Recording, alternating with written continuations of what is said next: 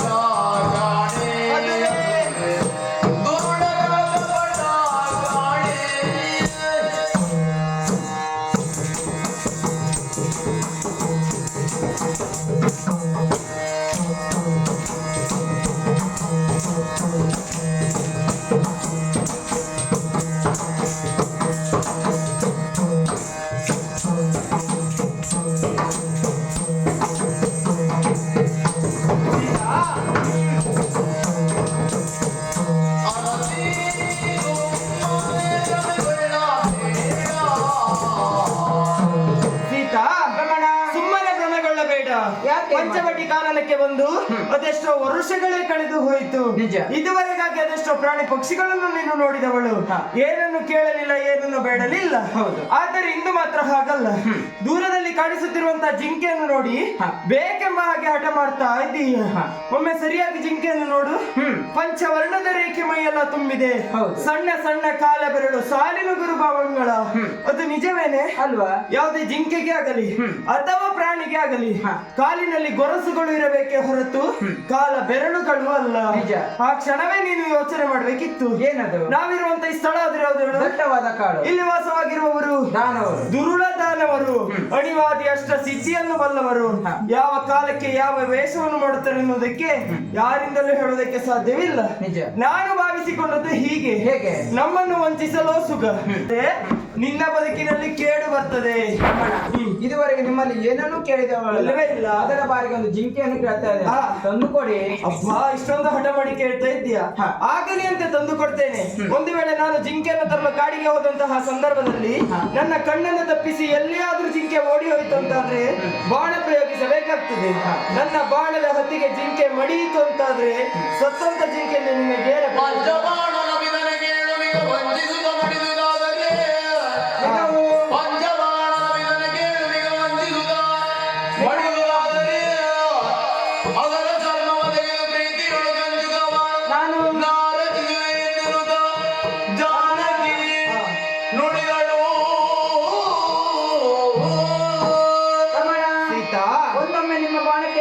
ಮಡಿದಿದ್ದೇ ಹೋದು ಅಂತಾದ್ರೆ ಆದ್ರೆ ಚಿಂತಿಸುವ ಅಗತ್ಯವಿಲ್ಲ. ಅದರ ಚರ್ಮವನ್ನು ತೆಗೆದು ನಾನು ಕಂಚುಕಾನಾಗಿಸಿಕೊಳ್ಳುತ್ತೇನೆ. ಆದಷ್ಟು ಬೇಗ ಜಿಂಕೆಯನ್ನು ತಾನೆ, ಅದರಿಂದಲೂ ನನಗೆ ಪ್ರಯೋಜನ ಉಂಟು ಅಂತ ಆಯ್ತು. ನಿಜ, ಆಗಲಿ ಅಂತ ತಂದು ಕೊಡ್ತೇನೆ. ನಾನು ಹೋಗಿ ಬರುವಲ್ಲಿವರೆಗೆ ನನ್ನ ತಮ್ಮನಾದಂತ ಲಕ್ಷ್ಮಣ ಸದಾ ನಿನ್ನ ಬೆಂಗಾವಲಾಗಿರ್ತಾನೆ ಜಿಂಕೆ ನಿರೀಕ್ಷೆಯಲ್ಲಿ.